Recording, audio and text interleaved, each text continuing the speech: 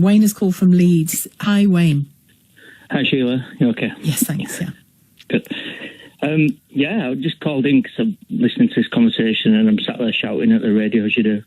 And I think it's actually a realignment of politics at UK, what's slowly starting to break through. Because I feel like the Tories and the Labour Party are both coalitions within their own right. Mm. And those coalitions are starting to slowly disintegrate. And it looks like that the Tories will be the first party to drop, and I think Labour will follow. So I can see like Reform replacing the Tories eventually, and then there'll be another gap for another party to replace Labour in the long run, which I'm hoping to be my party, which I'm part of the Social Democrats. So I talk to people in my area who are it's quite a Labour leave area. Mm.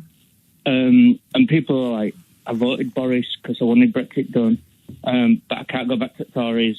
Mm. But I'm not going back to Labour because they tried to stop Brexit. Yeah. And you're thinking, oh, okay, so these people are looking for something different. So like they're looking for what that other option is. I mean, it doesn't mean it's inevitably always going to be the same, but history tells us that new parties don't fare well in this country in the long term. Mainly because of our political system, I guess.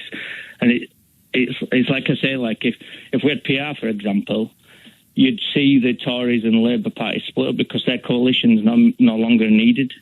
But unfortunately, those coalitions are needed now because of the two-party system. Mm. Which is sclerotic, isn't it? Which I think people are starting to realise, actually, this isn't benefiting our country having this two-party system. There's just no compromise. It's one side or the other. When you say the Social Democrats, you'll remember the SDP, presumably. Well, no, I don't. But you know. I was born around the time. I was studying politics at A level. I know. I remember them very well. We talked about it then. But they did rather well for a new party, and then obviously joined up with the Liberals and became the Liberal Democrats. Well, actually, some people actually kept it going, and that's what happened in the background, and it's slowly growing behind the scenes. I mean, this next general election, it'll have over 100 candidates in the general election. Mm. Because we're behind the scenes slowly growing.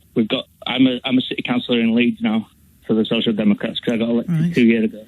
We had another elected this year, so we're growing as well. Would you be interested in parliamentary politics one day? Not me. Why not you?